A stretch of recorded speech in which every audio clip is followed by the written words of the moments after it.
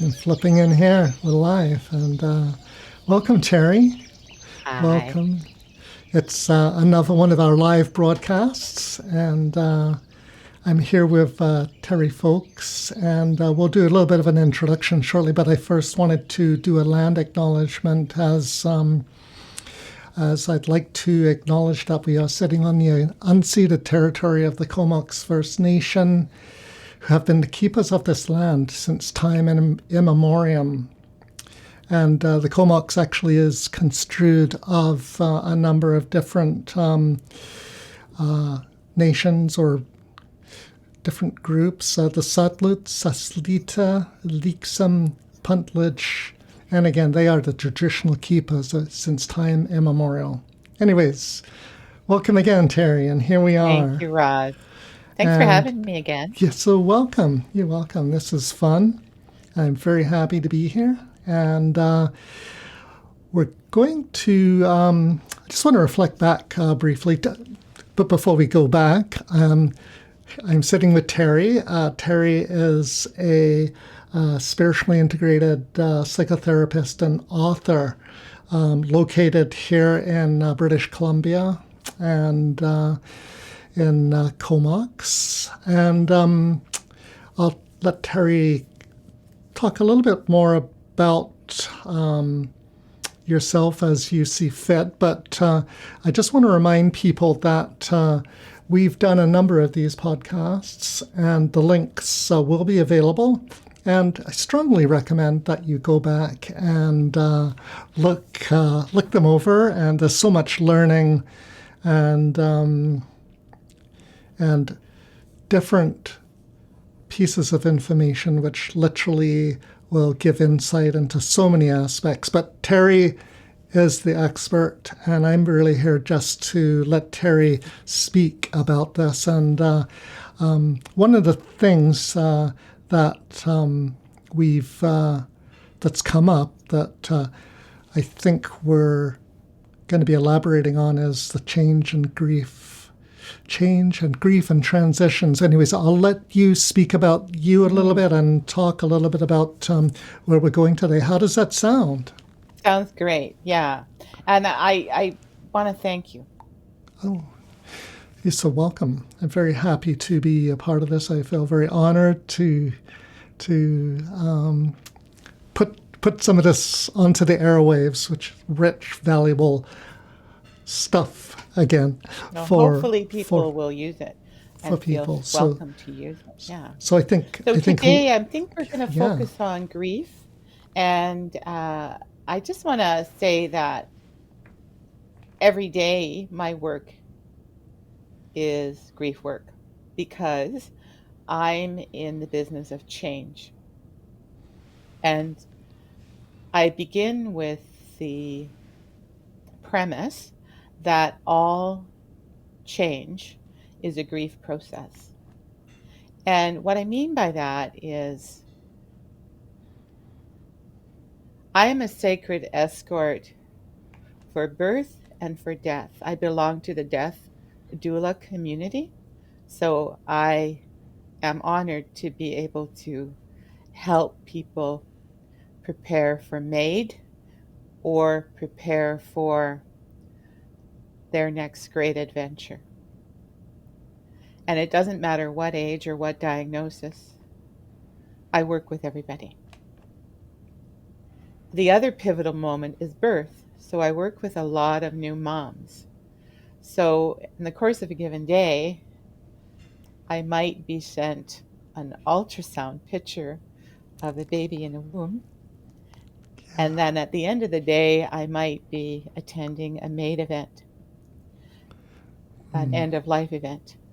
So I am just so honored to be a sacred escort at these major life transitions. But I also escort people through other kinds of change, any pivotal moment, maybe a new diagnosis, retirement, um, any change in identity involves some grief work. And the most difficult piece to grieve, bar none, is the loss of illusion, of expectation or fantasy. And so I would say over the decades, I've really been gentle in helping people make that particular transition, letting go of illusion. What they had hoped would be real, the expectations they might have had, the fantasies, and how to let go of those. That is the most difficult thing to grieve, regardless of whether it's uh, a major life transition like birth or death or a new identity or a retirement. It's the loss of illusion. And the initial work is always guiding someone through the door of resistance. The door of resistance is facing the reality of the loss and moving through the sadness. And people resist sadness because they think they're not going to be able to get out. They think that they don't understand that doing a deep dive into sadness actually gets you to the other side more quickly. But it can still be quite intimidating. And moving through sadness to the other side, it's tiring, but it's so sweet to taste the freedom on the other side. So it's the resistance that I find that the fear is the resistance of moving through sadness. And unfortunately, it has a somatic effect. So because I'm somatic in my approach, I worry about what happens to people's bodies if they keep resisting facing the reality of their loss. So I'm quite gentle and quite tender, but I'm quite, I guide firmly through that. I also have to teach people that we're not talking about stages of grief unless I'm working with someone facing their own death. Elizabeth Kubler-Ross was amazing in what she contributed to our understanding of grief, but her stages apply to the person who's dying, not to the people left behind. So most of my work through change and loss and grief is not a stage model. That model is reserved for end of life. And even then, it doesn't always apply. Grief is more recursive. And recursive means that you might stagger forward and then move back. And then you might move forward in the process and then feel yourself returning to another sort of part of the process. Recursive meaning you're going back and forth. And at the beginning, it's quite, the best word I can use is staccato. It feels like your emotions are pretty, they're sharp, they're differentiated, quite extreme. So it looks like quite sharp. And those feelings can be anger and sadness and fear, but it can also be relief and guilt. So there's a lot of unusual emotions in grief, and it's somatic again. Your body is grieving. It's not just a mind, heart, spirit thing. Your actual body grieves. So you're going to be exhausted. And I invite you to lean into that. If you find yourself one day staring out the window at nothing, and you look at the clock and an hour's gone by, and you're like, what the heck did I just do? What you did with your body was grieve. You're dealing with shock, the shock of the physicalness of the person you've lost, not there. There's an empty space. So it could be a person or it could be a pet. But if it's a change in identity, you're dealing with the loss of a way of perceiving yourself. And that's physical as well. So go ahead and sit by the window and stare. Allow your body to heal too. So I think what I wanted to do there was just dispel a couple of myths around grief and how I approach it. Is that helpful? There's definitely, I think that's important information. It's helpful. I think it's crucial that I mean I've learned a bit about this from other sources, but what I hear you saying is really encapsulating it and putting it in a context. It's so important because grief, I think, as what you're saying, it impacts every aspect of our lives in various different ways, and how to move with that, I think, is what you're talking about. So, yeah, it makes a lot of sense, and yeah, definitely, We definitely, can talk about resources if you like. I'm sure, happy to sure. do that. Yeah, so in terms of my approach, um, myself as a resource is an escort, a physical escort. Um, I tend to use models of healing that have stood the test of time. So, my primary resource is my own invention. It's called the Loss Gift Line, and I offer it to anyone I'm serving who's grieving. The Loss Gift Line is a chronological sort of history of your losses, and for each loss, we work together to try to attach a gift to it. So it may not be obvious what the gift of the loss is until years later. So, in this model, grief is healing and transformative, or it has the potential to be.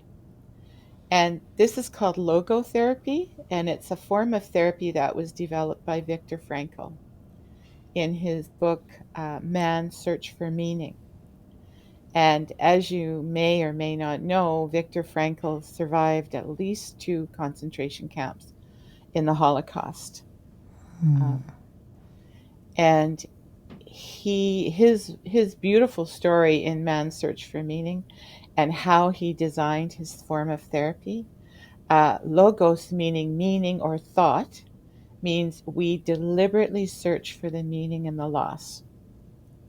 And this comes out of his own personal experience at Auschwitz. Dr. Edith Eger, she wrote a book called The Choice, and she basically arrives at the same thing, that if we can make meaning of our loss, we will heal. So that's big. That's the most important resource that I use in my practice is logotherapy, finding meaning in the loss. Hmm. And then Hmm. the other sort of piece that I like to use for inherited family trauma, grieving that loss, or intergenerational trauma, I use Mark Woolen. He's a brilliant therapist working with inherited family trauma, and so I use some of his work, and I make it my own, of course. But he wrote a book called "It Didn't Start with You," and so you can work through family loss and generational trauma loss that way as well. So this is packed, but I think what I'll do for today is kind of keep it on the individual level. But I just wanted to mention those other pieces. And then in my book, I spend a season, I dedicate a whole season to grief. And I offer all kinds of tools and strategies and ways of getting through to the other side. On my website, there's a YouTube meditation chant that people love to do. It was in my blog under Samhain, which is one of the Sabbats in the year around Halloween, where people say the veil is thin. Um, so that just go to October, go back to through my blogs to Samhain. There's a podcast with Cara Foreman. She's with Imagination. And she recorded a podcast with me years ago through her forum, Imagination Nation. So people are welcome to use. I put those all up on my website. Just help yourself. There's a grief gift meditation, which is just, I think it's really sweet. I designed it in my when I was doing my practicum, my internship years ago. And it meant so much to me to record that. It's a video meditation that you can actually participate in, and I guide you through a pathway, and the person you said goodbye to shows up and offers you a gift. And that falls very naturally and lovely, congruently with the way I teach that grief has transformative power. And finally, the only other thing I want to say is, people say that you move through grief and get to the other side. It's true. You do get to another level of life, but you always carry the grief. We kind of grow into the grief, if you will. We carry it, but it when you're working with a good therapist, what she'll try to do is she'll try to move the grief from here so that it's not the filter that you see life through. She'll try to help you move it kind of back here. It's still there, but I'm not going to lie to you and say that you're going to be over it. But I will help you learn how to transmute it to wisdom or gold. Transform it into gold. Yeah. Yeah. Is that Wonderful. helpful? That's really helpful. I think I've been popping around. I threw up your website on the on the screen while you were speaking, and I think probably we weren't exactly where you were referring to on your website, but I think the key point is that these resources are on your website, and I guess also secondarily, in speaking of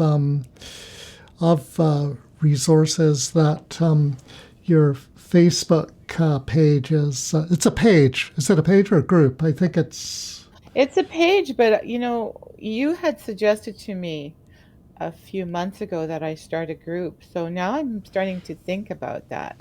Yeah. That might not be a bad idea. I mean, I went on Instagram, which was new for me a couple of days ago. Yeah. But this Facebook group that you mentioned to me when we first started working together, I'm actually considering that now. Yeah, creating your own group. Yeah. Yes. It's I think there's benefits of both page and group, but I think group probably may be able to funnel, for lack of better words, your information